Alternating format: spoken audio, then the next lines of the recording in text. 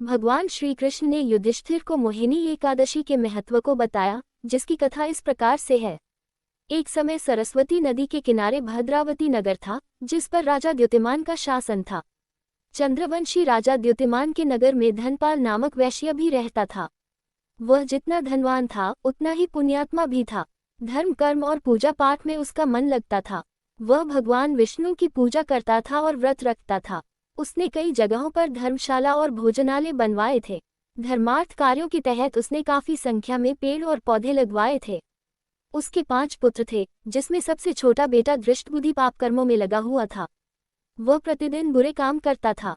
वह अपने पिता के साथ पितरों का भी अपमान करता था। मांस मदिरा का सेवन करना उसके लिए सामान्य बात थी।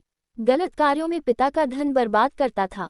धनपाल अपने छोटे बेटे दृष्टबुद्धि से परेशान हो गया था।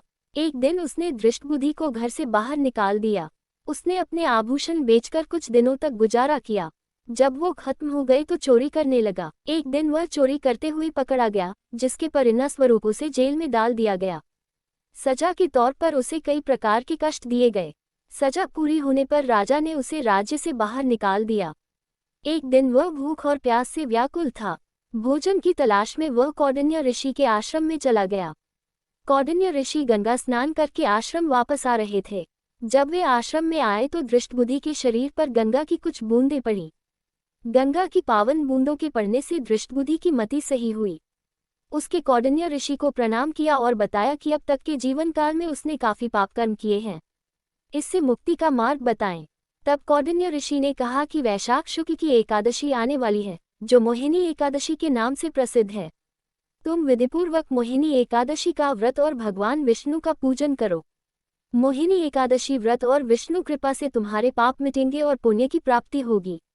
श्रीहरि तुम्हारा कल्याण करेंगे। कौंडिन्य ऋषि के सुझाव के अनुसार ही दृष्टबुद्धि ने मोहिनी एकादशी का व्रत रखा और पूजन किया। भगवान विष्णु की कृपा से उसके पाप मिट गए। जीवन के अंत में उसे मोक्ष की प्राप्ति हुई। वह गरुड़ पर बैठकर भगवान विष्णु के धाम चला गया।